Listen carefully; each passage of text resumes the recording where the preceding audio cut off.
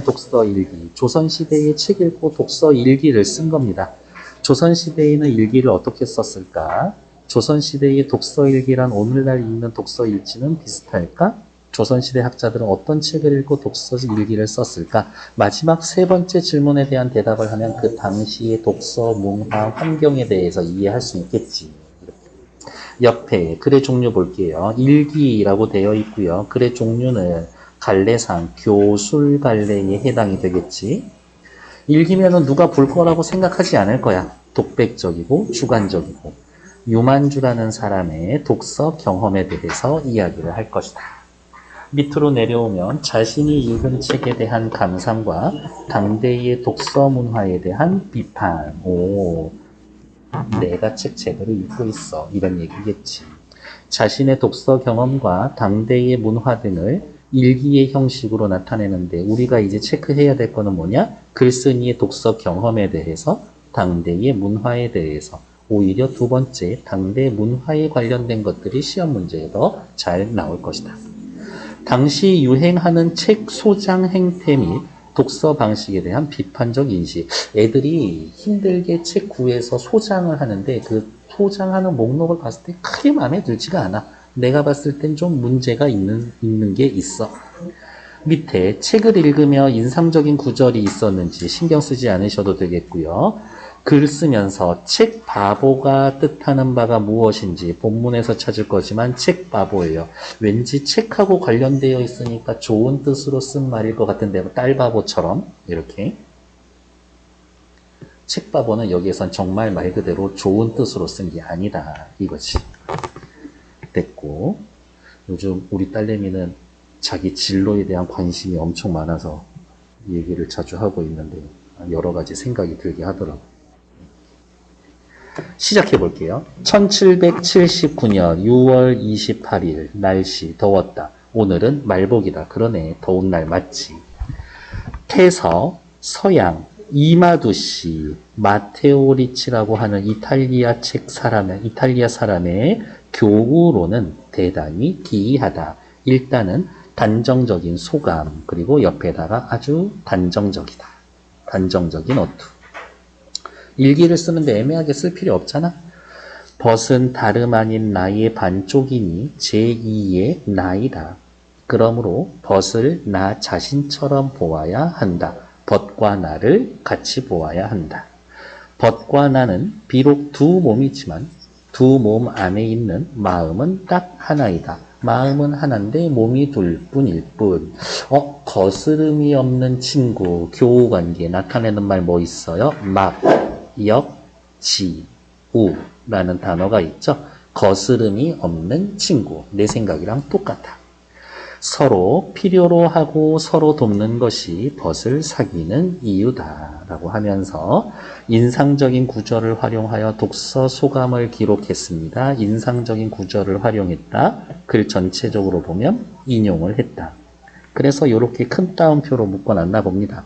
물론 요거는 이제 현대에 편집하면서 붙여놓은 거겠지만 엄청 깔끔한데 책 한 권 읽었잖아요. 어떻게? 단정적인 소감, 그 다음에 인상적인 구절을 활용. 끝. 1780년 6월 21일 퍽 더웠다. 뭐 절기가 있지는 않았나 봅니다. 자, 이제부터 책바보에 대해서 찾으러 갑시다. 책바보. 첫 번째, 책이 있으면서 남에게 빌려주지 않으면 책바보. 자신에게 없는 책을 무조건 어떻게 수를 써서 소장하려 드는 것도 책바보. 그냥 책장에 꽂아 놓으려고 자랑하려고 보여주려고 하는 거 바보. 오늘 책을 엮고 인쇄하여 마음이 통하는 고상한 사람에게 주고 뜻이 있는 시골 선비들과도 나눠야지만 책바보가 아니다. 그러면 여기 나와 있는 책을 엮고 인쇄하여 마음이 통하는 고상한 사람에게 주고 뜻있는 선비들과 이야기 나누는 것, 이거는 긍정적인 거지. 그러면 책바보와 긍정적인 독서에 대해서 6월 24일 일기에는 대조가 쓰여져 있구나. 책바보의 태도도 많이 나올 거예요. 열거도 쓰여져 있을 거라고. 만 권의 책을 쌓아두고 하더라도 학문과 문장의 뜻이 없다면 그거 책 바보지. 부정적이죠. 그러니까 얘도 노란색이지. 한 글자도 제대로 읽어낼 수 없으리니 그저 좀벌레들만 좋은 일을 시킬 뿐이다. 책은 사람 좋으라고 읽어야 되는데 쌓아놓고 읽지 않으면 책 먹는 책벌레들한테만 좋은 거다. 비록 집에 한 질의 책이 없어도 글을 읽고자 하는 정성이 있다면 저거는 좋은 태도지. 좋은 거죠. 상아 책갈피가 꽂혀 있고 옥색 비단으로 장정된 멋진 책들이 저절로 눈앞에 올 것이다. 너 책에 대해 정성이 있으면 책이 너한테 가. 그러니까 여기 2번. 무슨 수를 써서 소장하려는 건 바본 거지. 책을 소장할 때 오직 내 것이기를 고집한다라고 하면 좋은 태도는 아니겠네요. 여기 지금 방금 읽은 거는 여기 첫 번째 책을 읽으면서 남에게 빌려주지 않는 그러한 느낌하고 똑같은 거지. 사사로운 행동이다. 책을 쌓아두고 내 것이라고 하지 않아야 공정한 행위다. 책은 나만 소유하는 거 아니야. 누구나 같이 보는 거야. 이거는 또 좋은 태도지. 그러니까 좋은 태도 한 번, 나쁜 태도 한 번 자꾸 반복되면서 열거하고 있는 거네요. 공정한 행위는 상쾌한 결과를 맞이하고 사사로운 행동은 째째한 탐욕으로 귀결이 됩니다. 상쾌한 결과, 좋은 결과죠. 다음, 째째한 탐욕, 부정적인 거지. 이것을 보면 무엇을 따라야 할지 알 수가 있다. 사용하지 않은 물건은 본디 없는 물건이나 마찬가지다. 그러면 다시 밑에다가 써볼까요? 사용하지 않는, 읽지 않는 책은 본디 없는 책이다. 읽고서 생각하지 않는 책은 원래 없는 책이다. 나누지 않는 책은 그냥 없는 책이다. 이 정도로 바꿀 수 있을 것 같아요. 훌륭한 서화를 소장하고 있으면서 더 깊은 곳에 숨겨두어야 하지 않을까 걱정하는 것. 멋진 책을 쌓아두고 있으면서 더러운 것이 묻지나 않을까 하고 근심하는 것. 그냥 쉽게 이야기하면 책 모시는 애들 있잖아. 책 엄청 깨끗하게 보고 막 이런 것들 안 접는 거. 우리 부인이는 책 사잖아. 사자마자 그냥 꺾어. 일단 반 꺾고 시작해.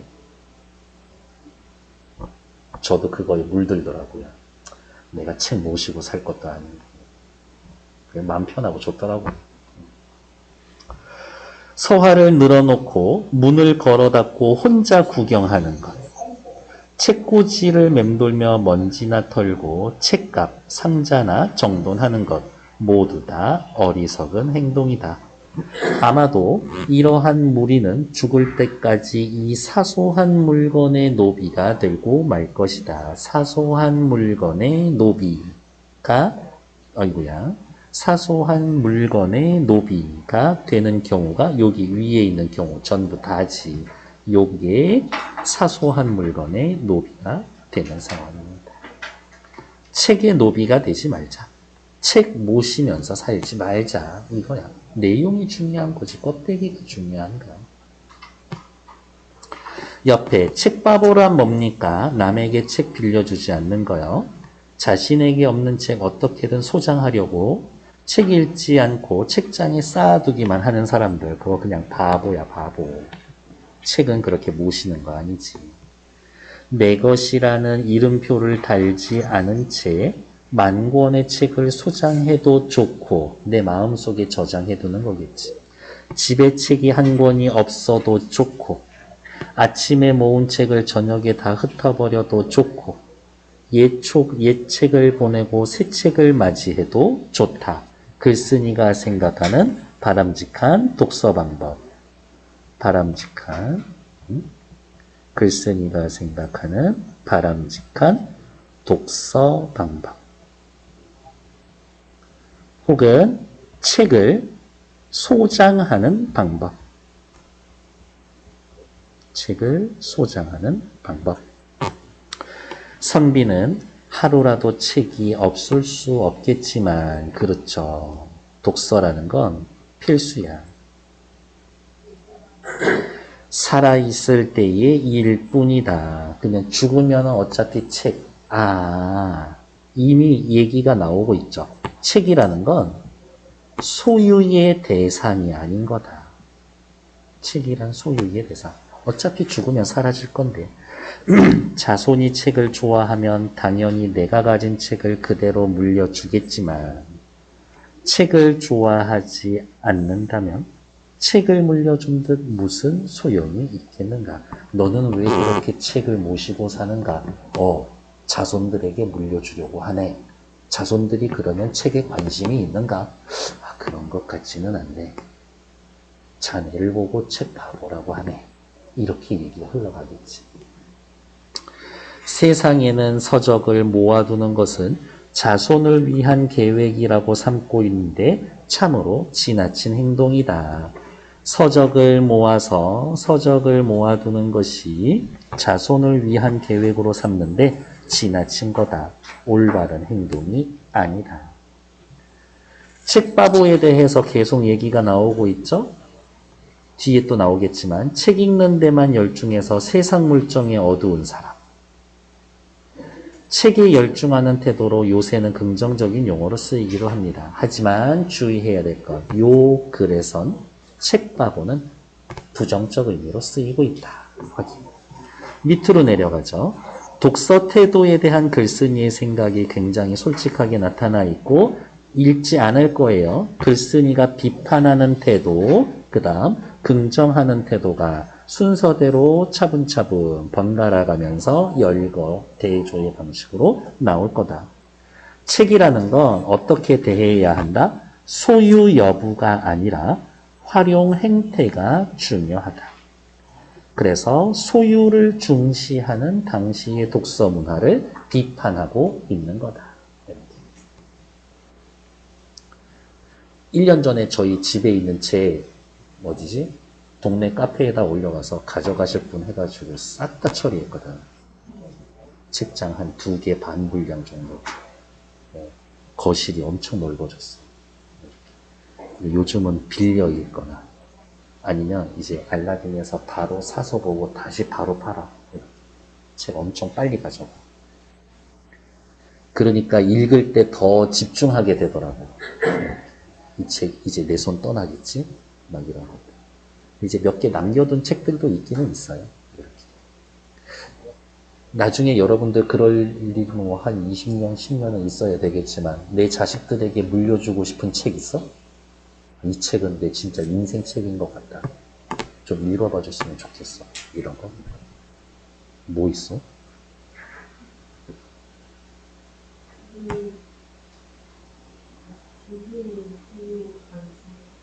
디즈니? 그래? 그런 책이 있는 게 어디야? 저는 알베르 까뮈의 페스트는 꼭 읽게 할 거예요. 나는 그거 읽고 너무 충격받았거든. 마지막 장면에서.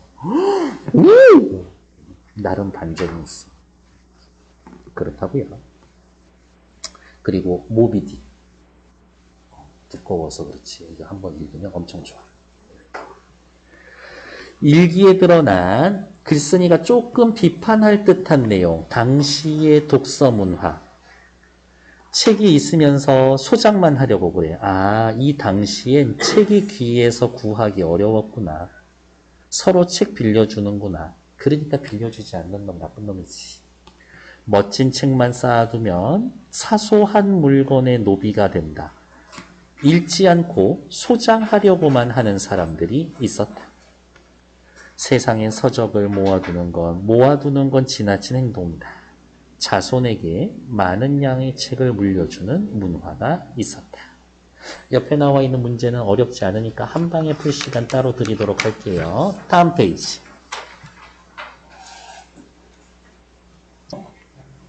1780년 10월 20일 아침에 추웠다. 조상님들 날씨가 되게 중요했었나 봐. 이렇게. 오이덩굴을 뽑아내는 방식으로 책을 읽으면 관련 서적을 모두 꺼내서 보게 되므로 다 읽은 글이 책 10편이 안 되더라도 뽑아본 책은 수백 권에 이를 때가 있다.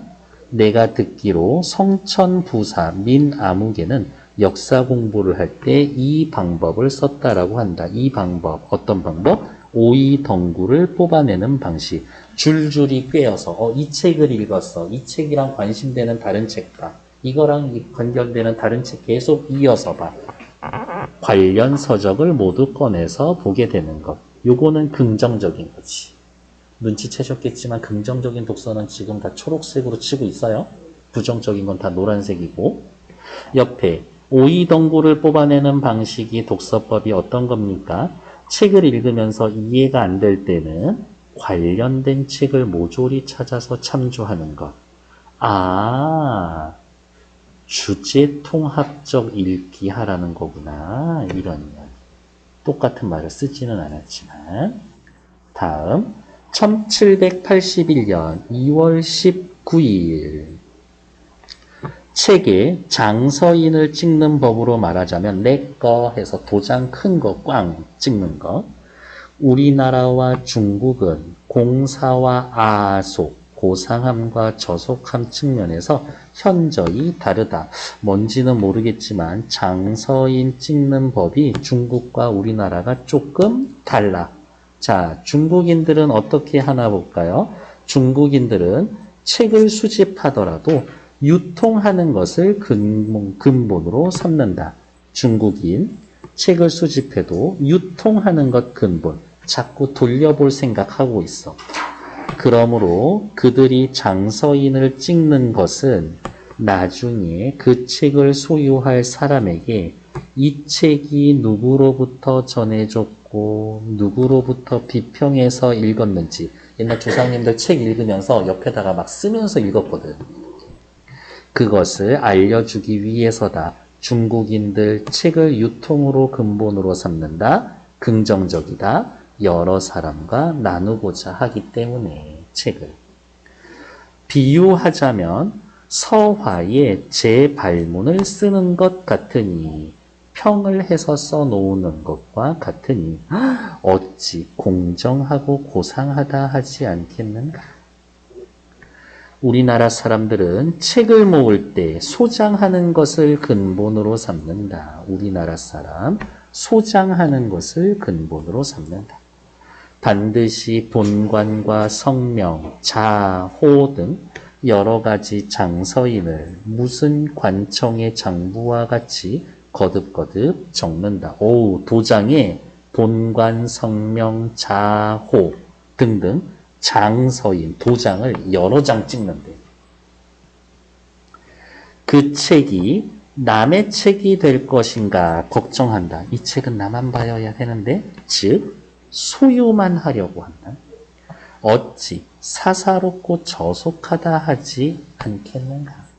아, 책을 대하는 태도만 보면 중국인들이 우리보다 훨씬 나아. 이런 얘기하고 있습니다. 사사로운 마음으로 책을 대하기 때문에 사사로운 마음으로 책을 대한다. 간혹 책을 팔아치우게 되면 반드시 장서인 찍은 것을 없애면서 도장 찍은 거 지우거나 그 위에다가 덧칠을 하는 거지. 한탄스러워하고 공정한 마음으로 책을 대하기 때문에 책을 기증하게 되어도 장서인 찍은 것을 그대로 남겨두며 증여하지 않은 것처럼 아무렇지도 않게 여긴다. 여기는 공정한 마음으로 책을 대한다. 요거는 중국의 독서 문화인 거지. 아, 한스러워하는 것. 우리나라 사람들이지. 한탄스러워하는 것. 책 좀 다른 사람 손에 넘어가면 어때? 아무렇지도 않게 여기는 것 사이에선 고상함과 저속함이 갈린다. 중국인들의 독서 방식이 고상하고 우리나라 현재의 문제는 저속한 거지. 책이 아무렇지도 않게 여긴다라는 것은 책을 막 쓰는 게 아니라 잘 돌려본다는 얘기인 거겠죠? 이렇게. 옆에 살펴보면 책의 장서인을 찍는 건 어떤 겁니까? 중고서적에서 이름 적힌 거 봤는데 장서인 찍는 것과 똑같다고 생각해. 책 사면 땡땡 도서관 땡땡 서점인데 책 관리하기 위해서 쓰는 것 같아. 이런 것들. 어쨌든 방금 읽은 1781년 2월 19일엔 책의 장서인 찍는 법을 중국인들과 우리나라 사람들을 대조했고 중국인들에 대해서 오히려 긍정적이다라고 이야기를 하고 있는 거지. 밑에 1783년 2월 14일 살을 애는 듯이 추웠다. 저녁때가 되면서 찬바람이 더욱 심해졌다. 이런 가정을 해본다. 먼저 한평생 좋은 밥 먹고 아름다운 옷 입어 일상 수준의 수준이 고관대장, 높은 공직자보다 낮고 자신을 즐겁게 해주는 처자식, 마음 붙일 취미가 있어 고민할 일은 없지만 책을 한 권도 읽지 못하는 사람이 있다. 요 사람이란 반면 평생 천지간의 글자로 된 책이란 책은 실컷 보고 기이한 서적, 사라지고 없고 알려진 책, 공적으로 보관된 도서, 개인이 소장한 도서, 온 세상의 옛 기록물을 마음대로 볼 수 있지만 일생을 고단하게 굶주리고 메마르게 지내며 온갖 어려운 사람이 있다. 이쪽을 택할 것인가 저쪽을 택할 것인가 쉽게 이야기하는 그냥 밸런스 게임 하는 거지. 너 완전 떼부자인데 책 못 봐? 네가 원하는 모든 책 세상의 책 다 볼 수 없는데 너 되게 가난해. 뭘 선택할 거냐 이거지. 이미 마음 먹었죠 여러분들? 앞에 걸로. 저도 그럴 것 같은데요. 이렇게. 옆에 두 가지 상황이라면 어떻게 할 것 같아요? 그냥 한번 생각은 해보세요 라고 이야기하는 거지. 됐어. 다음 페이지. 1784년 10월 24일 아침에 또 안개가 흐릿하게 끼어 서늘하고 어둑했다. 아, 이거 독서일기라고 이야기했는데 지금 우리가 얼핏 생각했었던 책 읽고 독후감 쓰는 식이 아니라 독서록도 있고 지금으로 따지면 독서에 관한 생각도 있고 독서 문화에 대한 것들도 있고 그냥 책 독서에 관련된 이런저런 다양한 생각이 반영되어 있는 거지. 아침에 또 안개가 흐릿하게 끼어 서늘하고 어둑했다. 비가 올 모양이다. 역시 날씨로 시작하셨네요. 아이들에게 맹자라는 책을 과제로 내주었다. 사흘에 한 번 암송하기로 했다. 아, 글쓴이는 책을 읽고 암송, 외워서 소리 내는 게 중요한 거야. 대체로 요즘 어린애들은 글 공부할 때 빨리 하려고 욕심내고 빨리 읽으려 노력하는데 세상이 널리 퍼진 폐해다. 책 빨리 읽는 거 아닙니다. 욕심내는 거 좋지 않아요. 옆에 올바른 독서 태도, 많이 읽고 빨리 읽으려는 욕심, 세상에 널리 폐해져 있다. 그래서 독서만큼은 욕심 부리지 않는 태도, 암송하는 게 나는 더 좋다고 본다 라고 글쓴이는 생각한 거지. 어쨌든 일기, 독서 일기를 쓰고 있네요. 독서 일기의 장점. 책을 읽고 든 생각을 독서 일기에 정리해서 쓴 것처럼 감상을 쓰다 보면 생각이 정리되고 사고와 행동을 변화시킬 수 있다. 그러한 점에서 자기 성장과 발전을 촉진할 수 있다. 책을 읽고 독서 일기를 쓰면 머릿속 생각을 정리하면서 문장 실력, 글쓰기 실력을 키울 수가 있다. 자꾸 써보기는 해야 되는 것 같아. 다음, 오이덩쿨을 뽑아내는 방식이라는 건 읽었는데 모르는 게 있어? 다른 책 찾아봐. 관련된 책이 있어? 또 이어서 읽어봐. 그러면 제재에 대한 다면적 접근이 가능하고 내용을 포괄적으로 이해할 수가 있고 편협한 사고의 가능성이 줄어들 수 있다. 그래서 세상에서 제일 위험한 사람은 책을 한 권도 안 읽은 사람이 아니라 한 권만 읽은 사람이지. 하나의 주제에 대해 심층적, 창의적 이해가 가능해진다.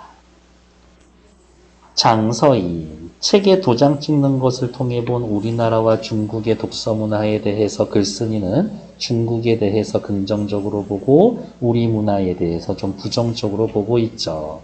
왜? 책이라는 건 유통해야지.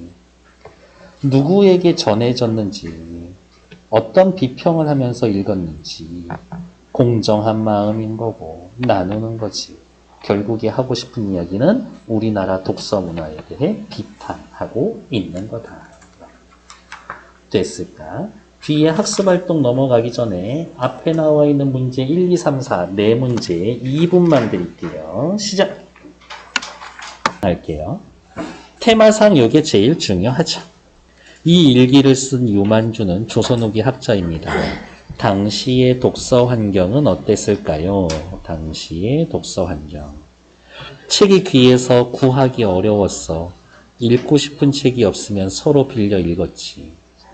책을 읽는 것보다 소장에 치중하는 사람들이 있었어. 많은 양의 책을 자식에게 물려주는 문화가 있었어. 이렇게. 옆에 조선 후기의 독서 환경은 책은 고가의 제품. 그렇지. 부자들 사이에서 보유한 장서를 화려하게 장식해 책 넣는 상자가 따로 있었거든. 책이 귀해서 빌려주고 빌리는 경우가 드물지 않았어. 그리고 지금 같은 식으로 이야기를 하면 책 짊어지고 이렇게 돌아다니면서 펼쳐놓고 막 빌려주고 그런 사람들도 있었지. 서민들 같은 경우에는 어떻게 이야기꾼이 이렇게 이야기를 해주기도 하고. 그래서 옛날에 서울 같은 경우에는 청계천에서 월요일은 저 다리, 화요일은 이쪽 다리, 수요일은 이쪽 다리 그런 식으로 돌아다니면서 책 읽는 사람들이 있었지. 그 사람들 이름을 뭐라 그러지? 전기수라고 그런 사람들이 있었지. 1781년 2월 19일 일기에 쓰인 우리나라의 장서인, 도장에 대한 설명입니다. 이를 통해 과거의 서적이 유통되던 방식을 오늘날과 비교해 봅시다. 장서인, 도장 꽝 찍혀 있다라는 건 책을 소장한 사람이 자신의 소유임을 밝히기 위해 사용하는 인장, 도장이다. 문인들은 각기 자신만의 독특한 장서인을 만들어 사용했고 관청에서도 각기 장서인을 찍어 책의 소유 관계를 밝혔다. 개인들도 찍고 관청 소속에서도 관청 소유의 책에도 찍고 조선 후기에는 새로운 활자를 주조하여 많은 서적을 편찬하고 보급했고 중국에서 다양한 서적을 받아들여 유통되기도 하였습니다. 방금 읽은 두 줄은 이제 이렇게 묶으면서 어떻게 책에 출간이 늘어났다. 출간되는 책들이 늘어났다. 책이 조금은 보기 쉬워졌지. 물론 그럼에도 불구하고 책은 여전히 귀한 물건이었다. 장서인은 이러한 출판과 유통의 모습을 엿보는 단서가 될 수 있다. 도장 찍힌 것들을 보면 이 책을 원래 누가 갖고 있었구나를 알 수가 있지. 일단 오른쪽 조선 후기의 출판 및 유통 환경, 새로운 활자 주조를 통해 이전에 비해 서적 편찬 보급이 증가했다. 옆에다가 괄호해놓고 그래도 책은 귀했어. 그래도 책은 귀해. 중국에서 다양한 서적을 들여와 유통하는 경우가 많았습니다. 중국에서 다양한 서적 들어왔어. 책은 여전히 귀한 물건, 장서인을 찍어서 책의 소유 관계를 밝혔습니다. 이야기. 그래서 여러분들도 가지고 있는 책들 앞에다 이렇게 사인도 좀 한번 해보고 그래 보세요. 이게 나중에 누구한테 갈지 모르잖아. 이런 것들. 과거의 책은 모두 종이책의 형태로 제작 및 유통되었어. 그렇죠. 인쇄기술이 발전하지 못해 대량 생산이 어려워서 책은 일단 귀했고요. 개인이나 관청 모두 도장 찍어서 소유를 밝히는 게 중요했죠. 이에 비해서 오늘날에는 오늘날은 인쇄기술이 발전으로 종이책의 대량 생산이 가능해졌고 책의 유통 및 개인 소장이 원활해졌죠. 정보통신의 발달로 전자책도 보급이 잘 되고 있고요. 독자가 자신이 구매한 전자책들로 인터넷상의 개인서가 만드는 등 서적 소장의 형태 역시 달라지고 있습니다. 저는 그래도 종이책이 좋아요. 저는 되게 자꾸 왔다 갔다 하면서 보는 편이라서 이렇게 이제 인문서적 같은 경우에는 막 이렇게 옆에다 저도 쓰거든요. 이렇게 왔다. 외국 소설 읽으면 왜 이렇게 이름이 안 들어와? 이렇게. 그래서 저는 그 사람 이미지를 머릿속에 그려놔요. 그러면 읽기 조금 편해요. 독서가, 과거의 독서 문화가 오늘날의 독서 문화와 어떻게 달라졌을까요? 당시 사정으로는 책을 읽지도 않으면서 소장하고, 노란색인데 이기. 읽지도 않고 소장하고, 장식하는 데만 관심 있고, 빌려주지도 않고, 책 물려주는 게 자손 계획이었을 때. 그러지 마. 책은 어떻게? 서로 나누어 보면서 널리 읽혀지도록 해야 하는 거예요. 책을 좋아하지 않는 자손에게 물려주는 건 소용없으니까 차라리 자손 줄 생각하지 말고 책 필요로 하는 사람에게 책이 가야 돼요. 됐을까? 다음 페이지. 다음 일기에서 바람직한 독서 방법에 대한 글쓴이 태도. 자, 여기에선 바람직한 거, 사흘에 한 번 암송하는 거, 여기 초록색이었었고요. 그 다음 글 공부할 때 많이 하려 욕심내고 빨리 읽으려 노력하는 거, 이거 폐해다, 부정적이다 라고 생각을 했죠. 이렇게. 근데 뭐 많이 하는 거, 빨리 읽는 게 꼭 나쁜 거이기만 한가? 나는 좋은 것 같은데 라고 생각할 수도 있다고. 그 얘기가 밑에 쓰여져 있다. 그래서 옆에 글쓴이는 비판합니다. 무엇을? 속독을 비판합니다. 글쓴이가 생각하는 바람직한 독서는 어떤 거예요? 암송, 외워서 소리내는 거지. 음독. 외우려면 정독해야 되겠지. 이해되지 않으면 다른 것 찾아 있습니다. 뭐처럼 오이넝쿨 얽히듯이. 요거는 앞에 똑같이 표시되어 있으니까 됐고. 다음 오이덩굴 뽑아내는 방식, 글쓴이 좋아하는 거였죠? 주제통합적 읽기와 유사하다. 심층적이고 창의적으로 이해할 수 있다. 평비, 비평을 달면서 읽는다. 오늘날의 서평, 비평문 쓰는 것 그대로 받아들이지 않는 주체적 독서와 관련이 있다. 이렇게 확인해 놓으시면 되겠지. 유만주의 일기 쓰는 방식 오늘날과 어떻게 달라졌을까요? 글의 형식적 측면에 비해 현대의 가로쓰기와 대비되게 세로쓰기하고 그래 그냥 체크하자. 과거에는 세로쓰기하고 한문 사용 빈도가 높았겠지. 쓰면 끝이야. 수정 테이프도 없어. 한 번 쓰면 수정하기 어렵기 때문에 보다 깊이 생각한 이후에 문건을 작성합니다. 아까 얘기한 것처럼 막 이렇게 책 빌려주고 그런다 그랬잖아요. 그러면은 진짜 막 소설 같은 거 스포하고 그런 사람들도 있었나 봐. 범인이 얘 나중에 어떻게 된다 막 이렇게 쓰는 거예요. 그러니까 밑에다 또 댓글로 달아. 근데 진짜 지금식으로 얘기하면 패드립 달고 그래. 너는 애미애비가 어때서 이러한 글을 쓰는구나. 그렇게 모아놓은 것도 한번 봤는데 되게 재밌더라고. 조상님들 욕설이 장난이 아니야. 단순히 쌍욕이 아니라 내용으로 사람을 조곤조곤 패는데 엄청 살벌하죠. 1, 2번 두 문제 푸시는데 30초 드릴게요. 1분 드릴게요. 시작.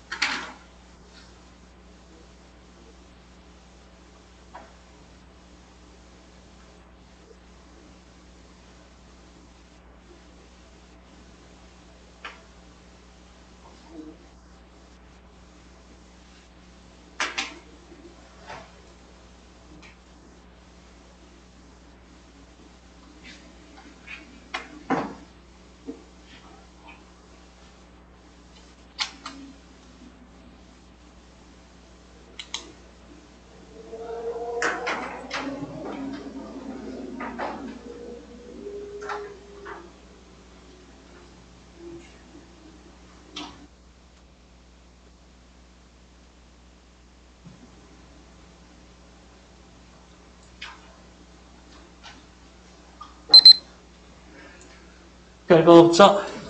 1에 3번, 2에 4번. 확인하실 거 있을까? 오케이. 다음 페이지. 290, 291페이지는 크게 보실 거 없을 것 같아요. 대신에 그래도 좀 읽고 푸실 시간 들이려고 합니다. 290, 291페이지. 옆에 지문 읽고 3, 4번 문제 푸시는데, 4, 5분 드려볼게요. 지금 시작. 290, 291페이지.